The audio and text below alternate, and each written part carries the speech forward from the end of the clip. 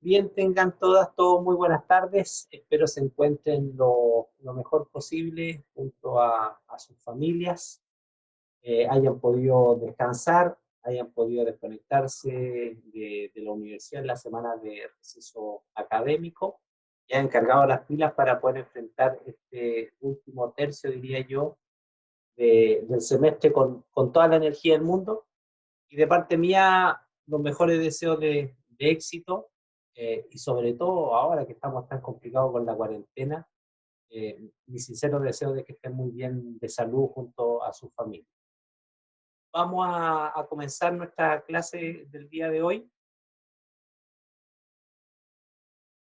Vamos a hablar sobre un aspecto que es muy importante, muy relevante, dice relación con, digamos nosotros, la filosofía, los fundamentos de la protección radiológica, que en el fondo viene a ser, diría yo, la parte más medular del curso conceptualmente hablando, ¿ya? Y lo que ustedes van a conocer el día de hoy, capaz ya lo conocían, pero lo que vamos a poder profundizar un poquito más son conceptos, son... Benjamín Tapia levantó la mano. Benjamín, ¿algo? Sí, profe, una consulta que no quería interrumpir antes de que empezara la No. clase. Es que hay algo que no entiendo con respecto a la dosis ambiental y direccional. Hablan sobre una esfera esfera ICRU, Ah, vale, ya. y no Sí, entiendo, en palabras simples, qué son la dosis ambiental y la direccional. Eso es más que nada. súper. Gracias, profe. Vale, vale. Lo resolvemos al final de la clase, ¿te parece? No hay inconveniente Sí, alguno. profe.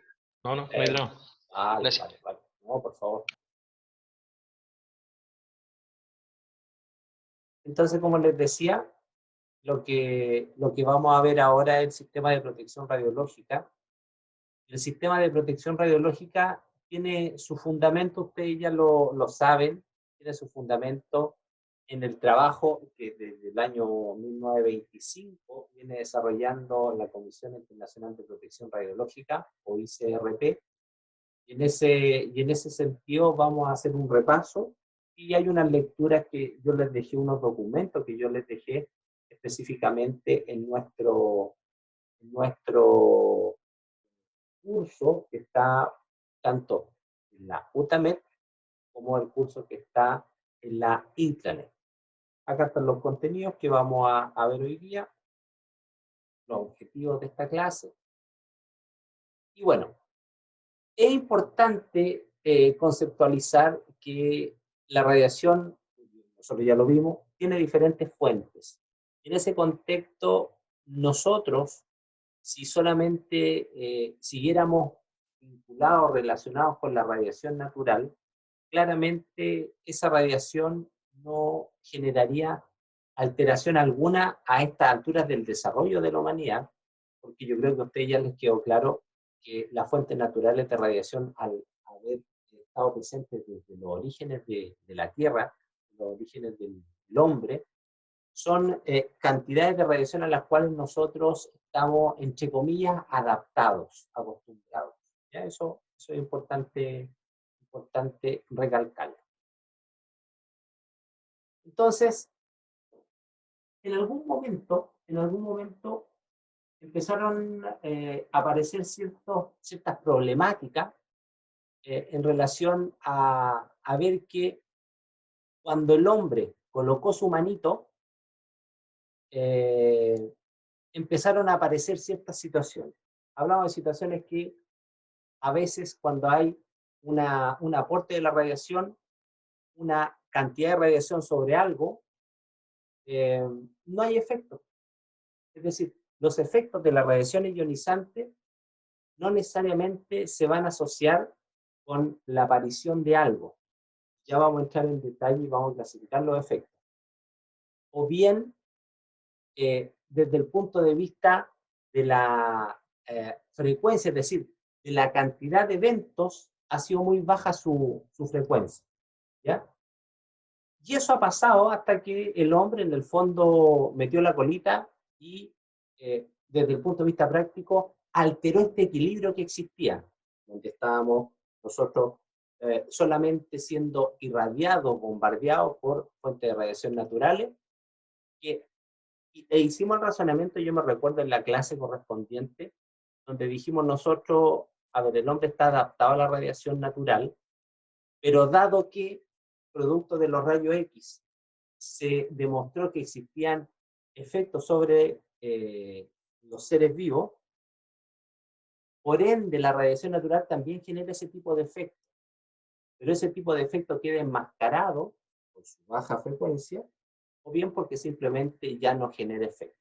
Y el punto está que aparecen los rayos X, aparece la radioactividad natural, aparece la radioactividad artificial, y empezaron a aparecer daños. Insisto, capaz antes del descubrimiento de los rayos X habían daños, pero no nos habíamos dado cuenta. Habían pasado, entre comillas, desapercibidos. Entonces, se comienzan a acumular datos. Desde el punto de vista práctico, hay datos concretos de efectos, entre comillas, nocivos de las radiaciones ionizantes. Porque no hay que perder de vista nunca esto, y se lo recalco hoy. Las radiaciones ionizantes en medicina, las radiaciones ionizantes en todos los ámbitos son un tremendo aporte al desarrollo de la humanidad. Eso qué duda cabe. Pero como acá empezamos también a evaluar estos daños que generan las radiaciones, alguien puede quedar con el pensamiento que las radiaciones son malas, las radiaciones ionizantes son malas. Darle esa categorización, yo diría, es incorrecto. Las radiaciones ionizantes no son ni buenas ni malas. Va a depender el uso que uno le dé, la connotación finalmente que va a tener la aplicación de esa radiación. ¿Ya? Entonces, aparecen los rayos X, aparece la radioactividad natural, la radioactividad artificial, comienzan a aparecer daños en los pacientes, en los operadores, se empiezan a acumular datos, y aparece, como yo les comentaba, después del primer congreso de radiología, la Comisión Internacional de Protección Radiológica, porque al final del día, los físicos, los médicos, que en ese momento estaban trabajando con las radiaciones, se dieron cuenta que había que sistematizar el estudio de estas radiaciones, viendo los beneficios y viendo los probables daños o perjuicios que podían generar. Entonces, la pregunta central que nosotros nos tenemos que hacer una vez que ya se discierne que hay que protegerse de las radiaciones ionizantes, hay que usarla, por supuesto, hay que usarla con el mayor cuidado posible. Por lo tanto, ¿cuál es el objetivo primario de la protección radiológica? Y sale en cualquier documento de la ICRP, que es proteger al hombre contra esos efectos nocivos de las radiaciones, pero ojo, miren, permitiendo las prácticas importantes que involucren la exposición. Hay que permitir esas prácticas. Los aspectos de protección al medio ambiente no se consideran porque se supone que si nosotros aplicamos un sistema de protección radiológica al hombre, por ende, estaríamos protegiendo al resto del ambiente. Pero ese es el objetivo primario de la protección radiológica, evitar el efecto nocivo de las radiaciones ionizantes. Pero insisto, no restringiendo su uso, sino que haciendo un uso adecuado de esas radiaciones ionizadas. Nosotros ahora tenemos que hablar de la clasificación de los efectos. Y la clasificación de los efectos de las radiaciones ionizantes tiene como varios criterios para nosotros poderlo diferenciar, clasificar. Por lo tanto, existe una clasificación que habla de los efectos somáticos y hereditarios, que tiene que ver con qué tipo de células van a ser afectadas por la radiación ionizante. Esta es una pregunta que yo le hago.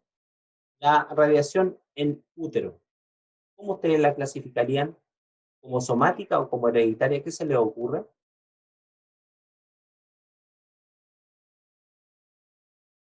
Es de tipo somática, profe. Porque Perfecto. el bebé sufre, bueno, puede sufrir algunos conceptos, pero sería muy difícil de probar que existieran efectos hereditarios que él pudiera después, como adulto, transmitirlo a sus hijos. Pero en general se Exacto. producen daño a nivel cerebral, neuronal, falla en los cierres de algunas estructuras, pero eso es todo somático. Perfecto, muy bien. A ver, desde el punto de vista práctico, los efectos hereditarios son efectos que va a sufrir tu descendencia. ¿Ok? ¿Por qué? Porque viene una alteración de las células germinales, en este caso, que transmite el papá o la mamá, en la generación de un nuevo individuo. A ver, miren, ¿quién puede pensar que se muere un niñito de meses o de años de un cáncer? Se supone que cuando uno está partiendo la vía, vienen tus células, ¿cierto? Vienen nuevitas y por lo tanto debiera pasar mucho tiempo para que se empezaran a desgastar, empezaran a presentar fallas en nuestro cuerpo, pero claramente esos niños que mueren de cáncer, esos bebés que mueren de cáncer, en el fondo vienen con un defecto hereditario que se va a gatillar en los primeros meses o años de vida con algún tipo de falla y al final del día esa persona va a morir. En tanto, los efectos somáticos son efectos que va a manifestar, que se van a generar en la persona que es expuesta a la radiación intensa. En este caso, como bien decía Manuel, de radiación en útero, el feto o el bebé, depende del estadio, ¿cierto? El tiempo que lleva en la guatita, ya está hecho, ya está hecho. Me recuerdo en el año 1999, cuando yo egresé, eh, mi primer trabajo fue en la Universidad Católica, en el servicio de medicina nuclear, y ahí yo tenía un trabajo de jornada completa de lunes a viernes, de 8 a 5 de la tarde. Como a los 7 meses de estar trabajando ahí, me ofrecieron hacer un turno, era el famoso cuarto turno, pero cuarto turno modificado, que se llama, en el hospital Fach. Eso significaba que yo tenía que trabajar de noche en la semana de lunes a viernes, mínimo una vez, y me tocaba mínimo 2 fines de semana o feriados, pero turnos largos, turnos de 24 horas. ¿Ya? Turnos de 24 horas. No era fácil, pues imagínense. Trabajaba de 8 a 5 un día en la Cato, salía a las 5 días, 5 y media, me iba a mi casa, tomaba 11, como yo vivía en Santiago Centro, el hospital Fach quedaba en Las Condes arriba, así que 1 hora de viaje y llegaba a las 8 cerca de las 8 de la noche, y ahí mi turno, toda la noche, que tampoco, para que les voy a mentir, no es que toda la noche estuviera sacando radiografía, sino que yo tuve la fortuna de trabajar en el Hospital Fach en el periodo previo a que se volviera una suerte de clínica particular. En ese tiempo atendía exclusivamente al personal de la Fach y sus familiares, por lo tanto la cantidad de procedimientos no era tan alta. Podía dormir en la noche. Podía dormir. Bueno, ¿por qué les contextualizo esto? Y les puede pasar a ustedes el día de mañana.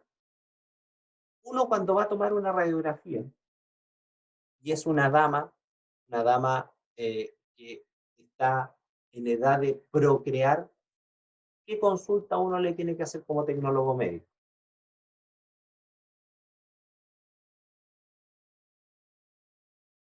¿Han visto Si dentro de tiene las sospecha imágenes? de embarazo. ¿Está o tiene sospecha de embarazo? Exactamente. Esa pregunta siempre la tienen que hacer. Siempre, siempre, siempre. Entonces, ¿qué pasó? Acá llegó una señora derivada de urgencia con 8 meses de embarazo, 8 meses de embarazo, con posibles cálculos renales. Le mandaron a tomar una radiografía, estamos hablando de 1999, ¿ya? Donde los escáneres no eran lo que son ahora, que tú te demoras, no sé, milisegundos en hacer una pasada. En ese tiempo los escáneres aparte eran escasos, Por lo tanto, el primer examen para poder descartar esto, se le ocurrió al médico una radiografía de abdomen simple o renal simple. Pero yo en ese momento dije, guatita, no tenía yo mucha experiencia, entonces, ¿qué hice yo? Y ahí fue simplemente que asocié cosas, pero le indiqué al médico que si él se hacía responsable, lo hablé con él, con el médico de urgencia, y el señor tuvo la gentileza, me recuerdo, de autorizar. Colocó en la orden autorizado por doctor, no me acuerdo el apellido. Entonces me dijo, trata de hacer y protegerla lo más posible a la señora. Así que al final del día lo que hice, chiquillo, fue colocar protecciones en su guatita, porque lo que queríamos ver eran los riñones, ¿cierto? Y ojalá el trayecto de los uréteres. Y le tomé la radiografía, una renal simple, no sirvió para nada, porque ya, bastante poco probable. Pero ustedes se pueden encontrar con ese tipo de situaciones, de irradiar a alguien. Benjamín, ¿quiere hacer una consulta, hijo? Recién veo tu manito. No, creo que no la saqué, la voy a sacar Ah, ahora. vale, vale, ya compadre, vale, vale.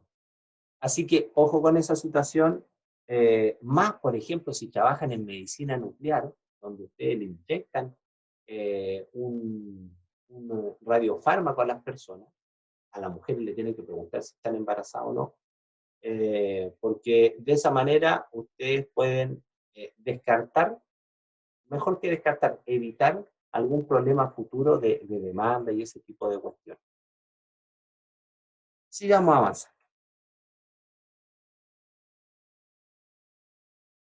¿Escuchan a mi gato?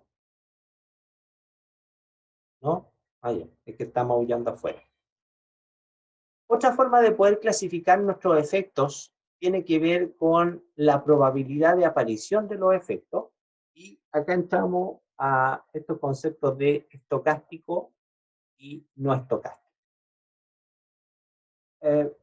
Yo nunca me voy a olvidar cómo me enseñó el profesor Galás el concepto de efecto estocástico y no estocástico. El profe Galás fue mi profesor de protección radiológica. Y el concepto de probabilidad tiene que ver con la factibilidad de la aparición de un efecto o no. Entonces, cuando nosotros hablamos de un efecto que es de tipo estocástico, uno dice es un efecto de tipo probabilístico. Por lo tanto, este efecto puede aparecer en cualquier momento. Puede aparecer con cualquier cantidad de dosis. Y estocástico es como una estocada. Si hay una estocada, esa estocada, aunque sea con un cuchillito pequeño, si te la dan en el corazón, te puede matar. Y desde el punto de vista probabilístico, bastaría con una baja cantidad de radiación para incluso desencadenarte a ti un cáncer radioinducido. Y esos son los efectos que nosotros no tenemos cómo eliminarlos. La radiación siempre va a tener intrínsecamente esa probabilidad de daño estocástico, que lo único que nosotros vamos a poder hacer, y lo vamos a ver más adelante en alguna de las láminas, podemos disminuir su probabilidad de aparición, pero no eliminarlo. Sí, lo que podemos eliminar a ciencia cierta y totalmente son los efectos de tipo no estocásticos o determinísticos. ¿Por qué? Porque estos efectos no estocásticos o determinísticos, para aparecer, necesitan superar un umbral de radiación. Por lo tanto, si yo no quiero que aparezcan, yo lo que tengo que hacer es cuidarme de no superar esos umbrales. Y ahí el sistema de protección radiológica está hecho de manera tal de asegurar que no aparezcan efectos no estocásticos, por eso coloco los límites de radiación. Pero yo, ¿qué voy a hacer con los efectos estocásticos? Simplemente con esos límites voy a disminuir su probabilidad de aparición. Efectos determinísticos, típico efecto de eritema cutáneo, algún otro tipo de catarata, es decir, generalmente se van asociando con efectos de tipo eh, somáticos, fundamentalmente. Acá hay algunas características de los efectos estocásticos, tiene que ver con esto que acabamos de comentar, y ahí se los dejo para que ustedes lo puedan estudiar. Lo mismo con los efectos no estocásticos o determinísticos. Ahí están algunas características que van a servir para poder entenderlo y poder protegernos y proteger a terceras personas de ello. Acá hay un esquemita que siempre uso, este es de una presentación del Organismo Internacional de Energía Atómica, los tipos de efectos que hay y los ejemplos de ello. En cuanto a los efectos estocásticos, tenemos el cáncer, los desórdenes hereditarios en la descendencia. Y los efectos deterministas, lo que yo les había comentado recientemente.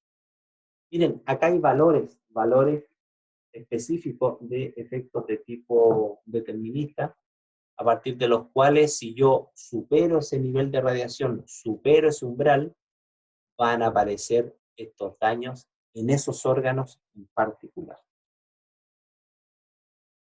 Esta foto es una de las primeras fotos que se hizo, en el fondo, que hizo patente la necesidad de poder cuantificar los niveles de radiación en pacientes en medicina. Porque el sistema de protección radiológica, chiquillo, hasta mediados de los años 90, no tomaba en cuenta el ámbito médico. ¿Y por qué no lo tomaba en cuenta? Porque el impacto del aporte de las radiaciones ionizantes en el ámbito médico era casi insignificante si lo comparábamos como fuente de radiación artificial a la población. En cambio, lo que yo le he mostrado a partir del año 2000 es que cada vez el aporte de las radiaciones ionizantes en medicina se vuelve un actor más relevante, más importante como fuente de radiación artificial a la población mundial en tiempos de paz. Y es así como la ICRP, a partir de su informe del año 96, incorporó recomendaciones sobre dosimetría de pacientes. De ahí se generan los primeros pasos, los primeros caminos para establecer los niveles referenciales diagnósticos.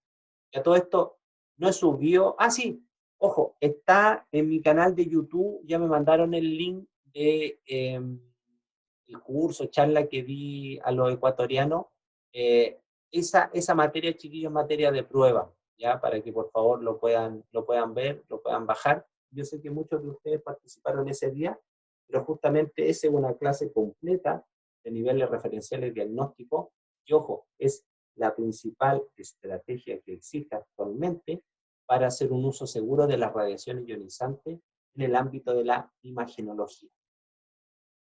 Volviendo a esta diapositiva, miren, lo que hay ahí es la imagen que se generó de una herida en la espalda de un paciente que fue sometido a una angioplastía coronaria, un procedimiento intervencionista. Y ahí esta suerte mía de predilección por estudiar la protección radiológica, la dosimetría de los procedimientos intervencionistas, porque justamente son, dentro de los exámenes imagenológicos, son los que generan los mayores niveles de radiación a los pacientes. Entonces, miren la dosis que le generó a esa persona. Una dosis de 20 Gray. 20 Gray. 20 Gray, para que ustedes se hagan una idea, es un valor de dosis que se le entrega a los pacientes cuando se le hace un tratamiento de radioterapia paliativa. La radioterapia, ustedes saben que es la aplicación de la radiación ionizante, particularmente rayos X o rayos gamma. También hay tratamientos con electrones y con neutrones, pero específicamente con rayos X, que se le hace a las personas para utilizar este efecto de destrucción que tienen las radiaciones ionizantes, pero específicamente para destruir los tejidos tumorales, cancerosos. Obviamente, en todo el camino del haz que recorre el interior del cuerpo humano, el rayo X nos dice, usted no es célula cancerosa, así que no la daño, va a dañar igual. lo que sucede es que desde el punto de vista de su capacidad de reparación, una célula cancerosa demora mucho más tiempo en repararse después que es irradiada. En cambio, una célula sana tiene mayor capacidad de recuperación.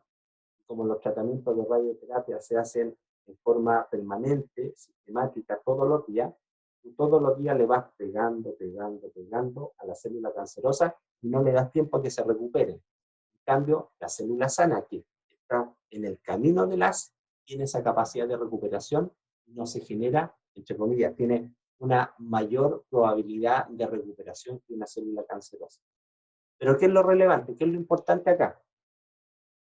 Es que se genera un nivel de radiación tan alto, que yo solamente necesitaba 2 Gray para generar un eritema, pero acá vi 10 veces más esa radiación. ¿Qué generó? Generó una verdadera úlcera, generó una verdadera herida en el paciente que solamente es curada después de un proceso de reconstrucción a través de cirugía plástica. ¿Ya? Así que este es un efecto típico, ejemplo de efecto determinista. Bueno, este gráfico es súper importante, ¿eh? Súper importante. Miren, el sistema de protección radiológica que existe actualmente, y desde el mundo científico, no hay lo contrario, nadie dice lo contrario. El modelo que se usa para poder explicar todo este tema de la protección radiológica es un modelo lineal sin umbral. Es decir, un modelo lineal sin umbral significa que en la medida que aumenta la radiación, la probabilidad de daño, en este caso, de generar cáncer es mayor. Entonces, el modelo que regula, que respalda el sistema de protección radiológica internacional es un modelo lineal sin umbral. ¿Okay? Ahora, ustedes se van a encontrar en la literatura con un concepto que se llama hormesis. ¿Alguien lo ha escuchado? El concepto de hormesis.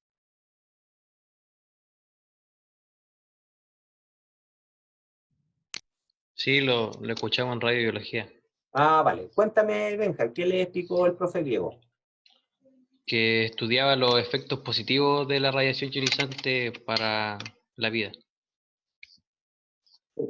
Ahora, el concepto hormesis u hormético no solamente se relaciona o está definido para las radiaciones ionizantes, sino que hay efecto hormético de muchas otras sustancias.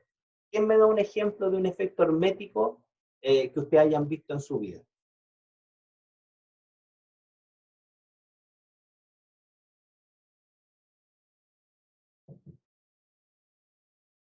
Bueno, ustedes son muy jovencitas, muy jovencitos, así que no lo tienen que hacer, pero los que somos más Profe, viejitos. Dale, Manolito. por ejemplo, bueno, en el caso de la misma radiación ultravioleta, una mínima cantidad de radiación ultravioleta es beneficiosa para la salud. Por ejemplo, nos ayuda a la generación de vitamina D, así que estaría dentro de los beneficios de algo que en exceso es dañino. Otro ejemplo podría ser el sarbarsán, que es un químico de arsénico, que es un veneno, que lo tenemos ¿Ah? todo claro, pero que se utiliza, no me acuerdo si para tratar la sífilis o se utilizaba para tratar la sífilis o una enfermedad de ese tipo. Oh, me mataste, ese ejemplo nunca lo había escuchado. Gracias, Manolito. Sarbanzán, Salvarsán se llama, profe. vale. O arsénico que salva. Arsénico que salva, cacha. Buen término. Sí. Ya. Eh, yo les decía, los que somos más viejitos, nos gusta tomar vinito. Y tomamos vinito en copitas, en pequeñas cantidades, porque si uno toma mucho, ¿cierto? Si uno bebe mucho, hay consecuencias dañinas. Entonces, ¿ustedes escucharon en algún momento que tomar vino todos los días en cantidades moderadas generaba efectos benéficos en la salud porque era un antioxidante? ¿Sí? ¿Se recuerdan eso? Pues bien, ese es un efecto hormético del vino a la salud. El problema es que hay algunos el fin de semana se toman la cuota de la semana completa. Eso no es hormético, ya eso es alcoholismo, no lo tienen que hacer. Lo otro sí se puede hacer. Y se van a encontrar en Internet con muchos trabajos, incluso trabajos científicos, pero que no tienen un respaldo internacional, sobre una suerte como de eh, estimulación del crecimiento de algunos vegetales. Entonces, hay algunos trabajos que muestran que irradian una lechuga y así. Y las lechugas normales son así. Entonces, como que hay un efecto benéfico. Eso, si bien es cierto, puede existir internacionalmente, eso aún no está validado. ¿Ya? Entonces, ojo con ese aspecto, chiquillos. Entonces, miren, nosotros sabemos de radiación ionizante y de los efectos de las mismas, producto de que eh, hay evidencia empírica, particularmente a través de los desastres que han habido en la historia del hombre, producto de la radiación. Entonces, hasta el día de hoy se siguen estudiando los sobrevivientes, los descendientes de los sobrevivientes de Hiroshima y Nagasaki, ¿ya? Y está bastante claro que cualquier nivel de radiación de un Gray o más se puede generar cáncer. Hay evidencia. Un Gray o más puede generar cáncer. El tema que eso permitió generar este modelo lineal sin umbral, pero que deja una interrogante bastante grande, porque, insisto, la evidencia empírica que hay son con niveles de radiación altos. ¿Por qué creen ustedes que no hay información con dosis bajas?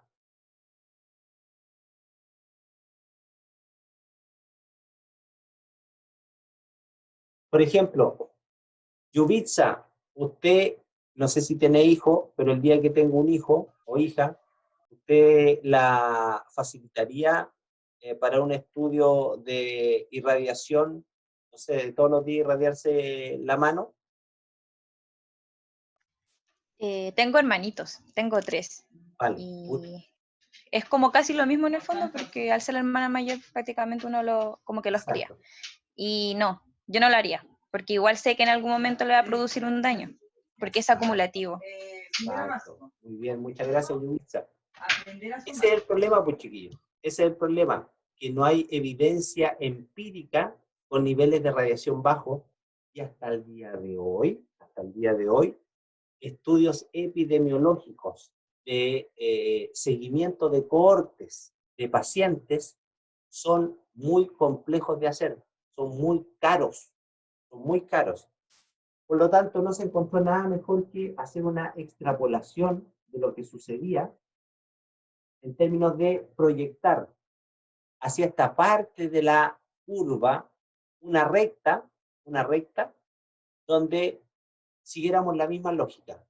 A menor radiación, más protegido. A mayor radiación, menos protegido. Después de un valor, hay evidencia empírica que puede aparecer cáncer. ¿Ya? Así que el modelo lineal sin umbral, ese es el modelo radiobiológico. Yo creo que con Diego lo vieron y lo profundizaron. Acá hay Profe, algunos, lo vieron con Diego, ¿cierto? sí, Muy bien. no, yo le voy a comentar otra cosa, profe. Pero hay Dale, un dale. punto que a lo mejor la curva no tiene en consideración que nosotros como especie estamos acostumbrados a un nivel de radiación. O evolucionamos incluso gracias a un nivel de radiación a la que estamos sometidos constantemente desde que la especie es especie. Entonces ese modelo no podría incluir esa parte porque no se sabe si sin esa radiación seríamos lo que somos o sin esa radiación seríamos diferentes. Hay como un limbo en esa zona. Bien, excelente, Manuel. Excelente. ¿Qué duda cabe de que estamos adaptados a cierto background de radiación? Eso ya está súper claro. Así que no, muy bien, muy bien. Miren, acá hay algunos conceptos que tienen que ver con protección radiológica que es importante que ustedes puedan entender. Desde el punto de vista práctico, podemos hablar de un cambio, podemos hablar de un daño, de un perjuicio, de un detrimento. Vamos analizando cada uno de ellos. Cambio. Algo que se modifica en forma perjudicial o no. Me explico. Alguien se irradia y puede haber una disminución en los glóbulos blancos. ¿Puede ser perjudicial o no? Daño. Eso va a ser algún tipo de cambio, pero negativo. Es decir, acá hubo un daño en la médula que va a hacer que se disminuya en forma permanente la producción de glóbulos Prejuicio. Perjuicio, no prejuicio, perdón. Perjuicio. Prejuicio, otra cosa que no hay que tener en esta vida. Dice, se refiere a efectos clínicamente observables que se manifiestan en el individuo y su descendencia. Es decir, es un cambio que se queda permanentemente en la persona y que incluso es tal que se lo hereda a un hijo.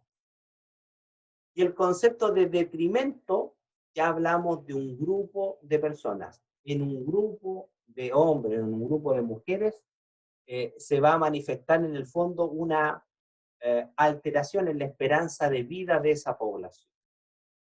Por lo tanto, uno en protección radiológica, lo ideal sería, haciendo un estudio epidemiológico, evaluar el detrimento en un grupo de personas. Porque al final del día también, imagínense lo que es evaluar a una persona. Ya ustedes han ido asimilando el concepto de dosis efectiva. Ustedes saben que la dosis efectiva va a depender de la radiosensibilidad del órgano, que va a ser una radiosensibilidad de esa persona en particular. En cambio, el detrimento, uno saca una suerte así como de mayor muestra, ¿cierto? De mayor número de sujetos, puede sacar una condición, evaluar un detrimento de la radiación. Ahora, el objetivo de la protección radiológica es como yo se los comentaba antes. Necesariamente yo quiero prevenir la ocurrencia de efectos deterministas. Cuando digo prevenir es evitar, ¿ok? Prevenir, evitar. Eliminar y limitar el riesgo de efectos estocásticos. Limitar, bajar la probabilidad. Nadie les puede prometer a ustedes que esa probabilidad es cero. Nadie les puede prometer eso. Esto es importante. Acá siempre, chiquillos, siempre yo se lo he comentado más de alguna vez, en todo este tipo de cuestiones tiene que haber un equilibrio también económico. También económico. Entonces yo no puedo limitar la protección radiológica al máximo, porque al final, si yo, entre comillas, me coloco más papista que el Papa, el encarecimiento de ese procedimiento me aumenta, pero a un valor que es inalcanzable. Y ahí está el ejemplo de lo que pasa cuando nosotros decimos, oye, ¿por qué un equipo de rayos tiene una filtración añadida que tiene que ser a lo menos de tal valor? Porque con eso, en la energía del radiodiagnóstico, nos aseguramos a tener un valor de radiación, un haz de radiación que permita generar la imagen protegiendo de los fotones bajos a ese paciente. Alguien podría decir, oye, pero protejámoslo de la mayor cantidad de fotones de baja energía, por lo tanto, aumentemos ese filtro de aluminio. ¿Pero qué va a pasar con eso? La durabilidad del equipo de rayos, en términos de la carga que yo tengo que aplicarle para generar una útil, va a ser mucho mayor, y la vida útil de ese equipo va a disminuir en cantidad de años. Entonces, ahí hay que siempre equilibrar. Y ustedes que son más jovencitas, más jovencitos, se tienen que dar cuenta que en la vida siempre hay que ir valorando también los aspectos económicos, porque sin la parte de la economía, bueno, y qué mejor ejemplo lo que estamos viendo hoy día en la pandemia, qué mejor ejemplo, donde hay un pensamiento, ¿cierto?, de un grupo de personas que es súper válido, que critica ciertas acciones del gobierno de turno porque privilegia ciertos aspectos económicos. Pero imagínense lo que está pasando ahora en Argentina, donde aplicaron una cuarentena mucho antes que nosotros. Hoy día yo de verdad con mucha pena lo vi. Hoy día en Argentina hubo algo de 5.200 contagiados, de una muestra de 11.000, es decir, el 50% de las muestras en Argentina comenzó a dar positivo. Y hubo 120, 130 muertos. Con esto, ¿qué les quiero decir? Me salió un poquito del tema, pero en relación al coronavirus, ningún país, ningún modelo de administración de un país tiene claro cómo enfrentar la pandemia. Pero lo que sí está claro, y acá vuelvo a la clase, que cuando uno habla de protección radiológica, tiene que preocuparse de estos efectos, estocásticos, no estocásticos, pero también hacer una valoración de que la aplicación de ese procedimiento sea económicamente sustentable. Porque siempre, chiquillos y chiquillas, alguien tiene que pagar las cosas. Finalmente, en nuestro sistema de gobierno, el Estado termina pagando muchas veces las cosas, pero siempre alguien tiene que colocar la plata. Si nos vamos a la economía ya más cercana de uno, en la familia, alguien tiene que colocar la plata. Acá es exactamente lo mismo. Ahora, la gran pregunta es, ¿cómo podemos cumplir nosotros estos objetivos de la protección radiológica? Y eso se cumple gracias a la aplicación estricta del sistema de protección radiológica. ¿Cómo nosotros llevamos adelante, cumplimos los objetivos de la protección radiológica? Aplicando a rajatabla, estrictamente, estos 3 pilares del sistema de protección radiológica. Ustedes lo han venido escuchando hace mucho tiempo, pero que hoy día lo hacemos carne, que hoy día lo tenemos que, en el fondo, profundizar un poquito más. Entonces tenemos el pilar de la justificación, la optimización y la limitación. Miren, en honor a lo que nosotros estamos trabajando, esto lo vamos a volver a tocar en el curso de garantía de calidad, que espero yo tener el privilegio de ser vuestro profesor de la cátedra. Y ahí vamos a volver a tocar estos pilares, ¿ya? Pero rápidamente y en honor al tiempo, justificar significa tener los argumentos que digan que es necesario irradiar a alguien porque el beneficio que se le genera es mucho mayor que el riesgo. Y eso lo determina en nuestro sistema los médicos o los odontólogos. Optimizar significa no disminuir la dosis. Miren lo que le estoy diciendo, ¿eh? El profe Úbeda nos está diciendo que optimizar no es disminuir la dosis. No. Optimizar significa encontrar la dosis precisa. Como Arjona diría, encontrar el punto donde saltas a la mar. Hay una canción, algo así de Arjona. Ustedes son más jóvenes, no capaz ni escuchan Arjona. Entonces, optimizar significa dar la dosis precisa para obtener la imagen con la información diagnóstica suficiente para poder, en el fondo, dar respuesta a una persona a través de un examen imagenológico. Dentro de la optimización, la principal herramienta que existe para poder cautelar eso está la aplicación, la implementación de los niveles de referencia diagnóstica. ¿Ya? Esto lo vamos a ver en profundidad en el próximo semestre, ¿ya? Así que no se compliquen por ahora. Y en cuanto a los límites, a ver, acá hay que colocar límites. Y los límites se colocan para que no aparezcan cuáles de los efectos, ¿quién me responde? La clasificación, ¿cuáles de los efectos no debe aparecer? ¿Determinístico? Los no estocásticos. Perfecto, no estocástico o determinístico. Ojo, ahí en la prueba, cuando estén respondiendo las preguntas de alternativa, No se vayan a confundir. Determinístico, no determinístico, estocástico, no estocástico. ¿Ya? Y lo otro, esos límites de dosis se aplican a los pacientes o a los operadores o al público en general o a todos. ¿A quién se aplican? Todo menos el paciente, ¿A todos? porque el paciente tiene que recibir la dosis de diagnóstico que yo necesito. Yo como profesional no, y el público en general tampoco, hasta que sea paciente. Muy bien. Ahora, no hay que olvidar que nosotros, como trabajadores, si acompañamos a alguien, pasamos a ser público, ¿cierto? Y si nos enfermamos, que Dios no lo quiera, pasamos a ser pacientes. Entonces, ojo, los límites de radiación no se aplican a los pacientes. No hay límite de dosis para los pacientes.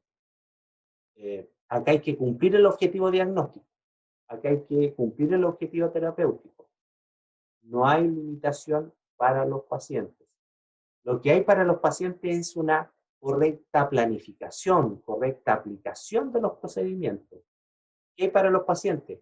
Tecnólogos médicos bien formados, como lo están siendo ustedes, que tengan la conciencia, que tengan la ética y el conocimiento suficiente para generar la mejor optimización del mundo. Mire, la mejor optimización del mundo.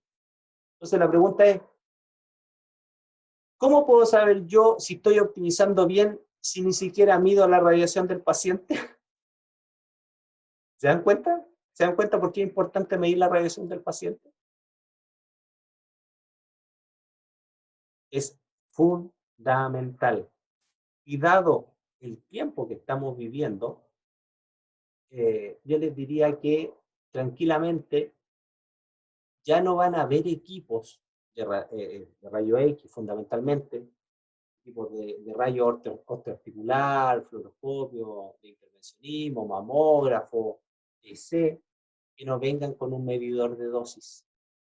Por lo tanto, no va a haber pretexto para no cuantificar los niveles de radiación en los pacientes. Entonces, ¿qué tengo que hacer yo? Lo que tengo que hacer yo como tecnólogo es archivar las dosis de mis pacientes, establecer niveles de referencia diagnóstico, y estos niveles de referencia diagnóstico, ¿cada cuánto tiempo uno tenía que actualizarlo?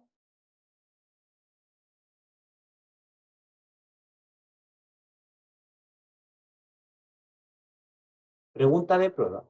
Esta es la presentación del Ecuador. Pregunta de prueba.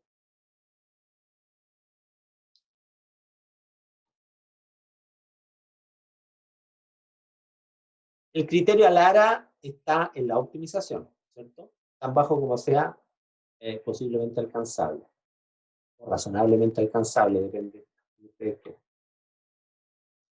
Miren, acá hablamos de ciertos límites de dosis.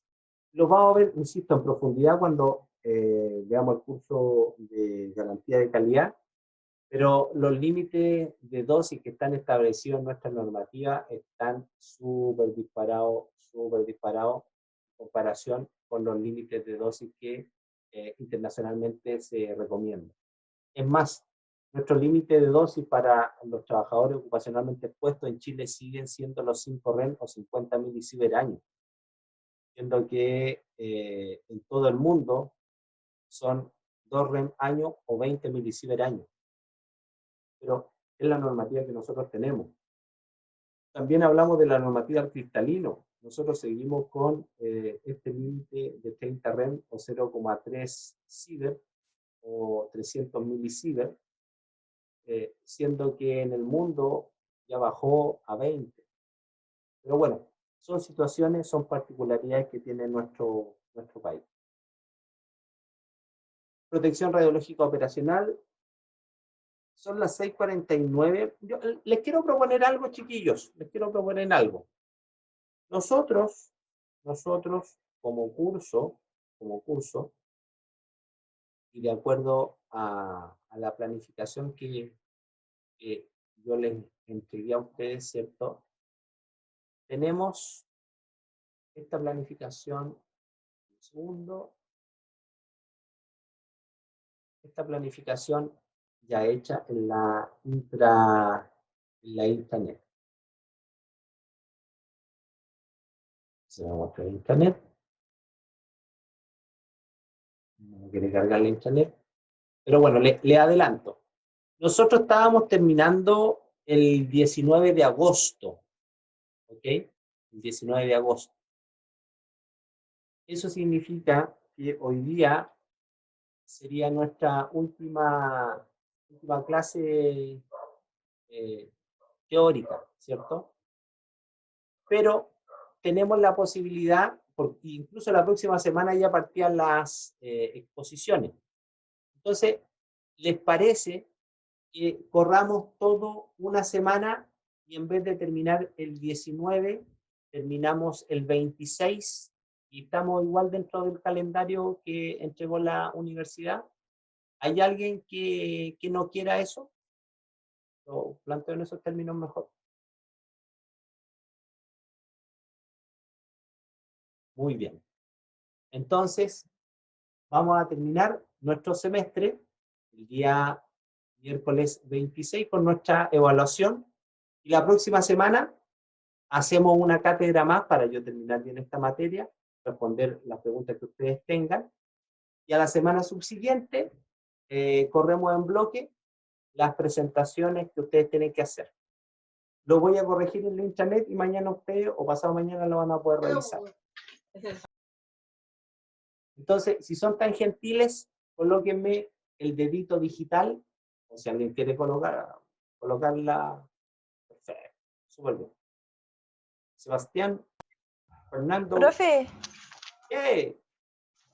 profe, tengo una duda. Lo que pasa es que, o sea, más que duda es aclarar. Según tenía entendido, nuestro grupo tenía que disertar el 5 de agosto. ¿Eso es así o yo confundí las fechas? No sé. Capaz que sí, pero ahora va a tener que disertar el 12. Ah, ya. Todo se va a correr una semana completa. Exacto. En bloque Ya. nos corremos una semana, porque ya la próxima semana, que sería 29, comenzaban las disertaciones. Entonces, todo se traslapa una semana. Ay, ok, gracias, profe. No, por favor. Mientras yo respondo, vamos a dejar la clase hasta acá, porque recuerden, hay que hablar una hora nomás. Había una consulta, ¿me la pueden repetir, por favor? Si podría aclarar los conceptos de dosis ambiental y, ¿cómo se llama la otra? Direccional, Leccionar. creo. Vale, Sí, vale, vale. Sí. Profe, espere, ¿cuál era la dosis efectiva anual? 50 milisievert, ¿no? En Chilito Sí, en sí. Chile. En Chilito Ya, sí. profe. Gracias. Dejen ver, colocar las clases y compartir las clases. Eso ya. Al tiro te respondo, hijito, la pregunta. Esto quería mostrar. Se ve la internet, ¿cierto? ¿Se ve? ¿Sí? ¿No?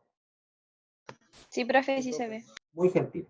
Entonces, hoy día terminábamos acá. La próxima semana le correspondía al grupo 1 y 2 exponer. El 5 del 8. La persona que me estaba preguntando, hijita, ¿cuál es su nombre? Yubitsa, sí, ese era nuestro grupo. Eso, claro, te correspondía el 5. Después venía el 12 y terminábamos el 19. Entonces todo lo corremos una semana, chiquillos. Y la próxima semana tenemos la última cátedra. Ya, en cuanto a la consulta que me hizo el compañero, las dosis ambientales en el fondo son magnitudes operacionales que se definieron para medir el ambiente. Las magnitudes operacionales para los trabajadores ocupacionalmente expuestos se generaron para medir las personas expuestas a la radiación, y ahí aparece, y acá te voy a dar la respuesta para que tú la termines de buscar, porque ya, yo se los transmito para que ustedes lo puedan, si les parece, el día de mañana implementarlo. Uno a la gente tiene que entregarle las herramientas para que sepa pescar, porque si uno le entrega el pescado, la gente, después que se come el pescado, va a volver a tener hambre y no va a saber cómo pescar. ¿Ok?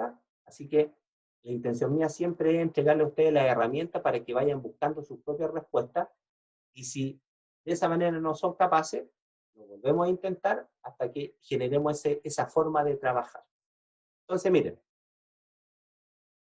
respóndanme ustedes, la dosis equivalente, la dosis en un órgano y la dosis efectiva, ¿yo la puedo medir directamente en una persona? No, A ver, se en hace rigor, en un pero en rigor, maniquí. mira, te digo esto, en rigor de poder se puede, ¿cierto? Los alemanes hicieron un montón de barbaridades y podían hacer lo que ellos pensaran, pero meterle un cristal termoluminiscente a alguien en el pulmón, en el cristalino, en el esófago, es inmanejable, ¿cierto? Entonces, son magnitudes dosimétricas que en el fondo se miden indirectamente. Se utilizan fantomas, modelos matemáticos, etc. Por lo tanto, el tema era cómo yo puedo medir esas magnitudes en las personas que estamos trabajando. Y para hacer eso se crean las magnitudes operacionales, la famosa HP10, HP007, HP3, que son magnitudes para dar cuenta, en el fondo, de las dosis en órgano y las dosis efectivas. La HP10 mide, entre comillas, sería como la dosis profunda, a 1 centímetro de profundidad después de la piel. Por eso es que tú te colocas el dosímetro acá en la parte central, porque se supone que es la parte media del cuerpo donde se puede hacer una cuantificación más real de todo tu cuerpo, ¿ya? En la parte central. Y el HP10 vendría siendo un símil de la dosis efectiva. Cuando yo mido la HP007, yo vengo a tratar de medir lo que le llegaría en la piel a una persona, órgano.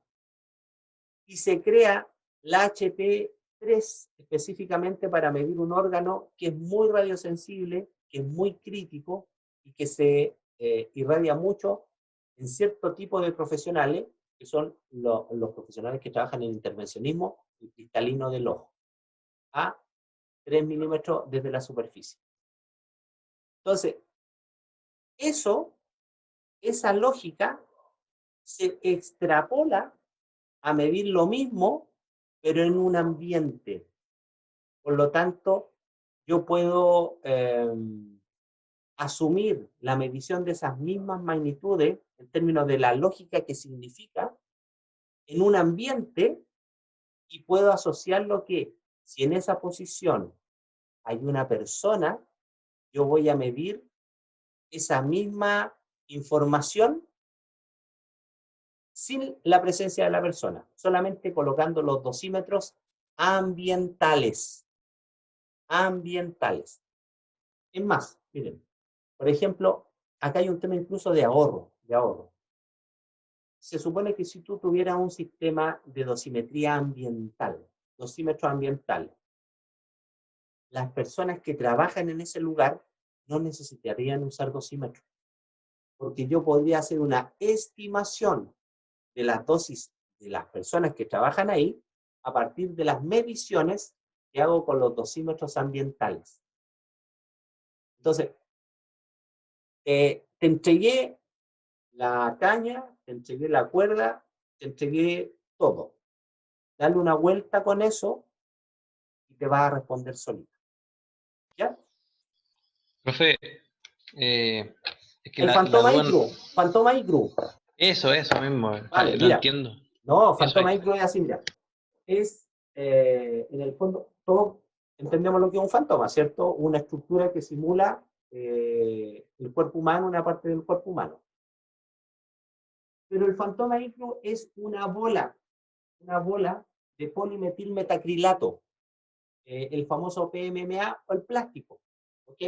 El plástico tiene una atenuación similar al agua, como nosotros estamos hechos fundamentalmente de agua, el coeficiente de atenuación es muy parecido, por lo tanto, la absorción, la dispersión, la atenuación de la radiación en este Fantoma Icru es muy similar a un cuerpo humano. Por lo tanto, ¿qué hicieron? Se colocaron de acuerdo y definieron internacionalmente que vamos a generar esta bola, este fantoma, y dentro le voy a insertar los dosímetros y voy a hacer mis medidas. Entonces, es una forma de estandarización de la medición de la dosimetría a nivel internacional. Ese es el Fantoma Icru. ¿Vale? Gracias, profe. Ya, pues.